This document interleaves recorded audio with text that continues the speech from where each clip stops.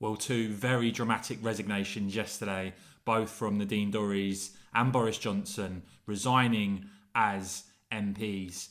And quite amazing to think, isn't it, that Johnson, having gone from leading the Tories in 2019 to that massive, historic general election victory, won't even be an MP now by the time of the next election. And I actually think the way this has all transpired is bad for our democracy. I think it would have been far better for Johnson to have gone to the country when the plot against him began and basically said to voters, back me or sack me. I think the fact you've now had Liz Truss ousted and then over to Rishi Sunak without voters really having a say isn't a good thing at all. But I did write about this morning over at heather.news. Do check out my newsletter, guys. Go and sign up to that.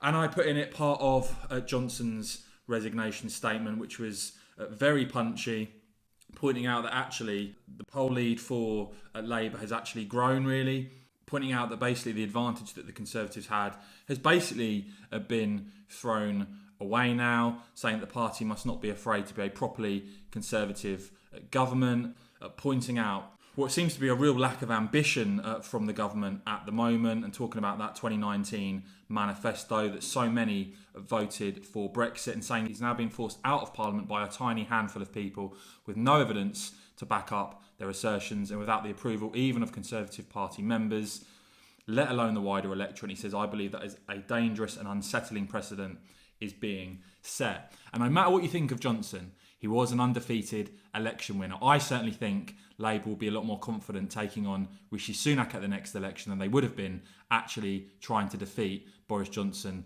at the ballot box. But of course, huge ramifications for the Conservative Party. Talks of a split, of some Tories now rallying around Boris in terms of the by-elections that are to come, and this could be pretty lively stuff. It looks like the Tories are not wasting much time in terms of the selection for Uxbridge and South Ruislip.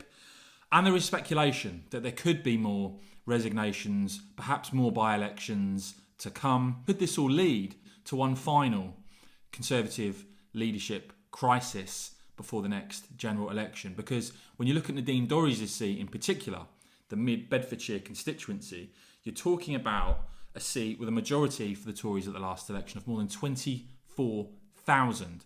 And there is some serious speculation that if the Tories do not manage to hold on to that seat in the upcoming by-elections, then there will be some serious pressure, it looks like, on Rishi Sunak.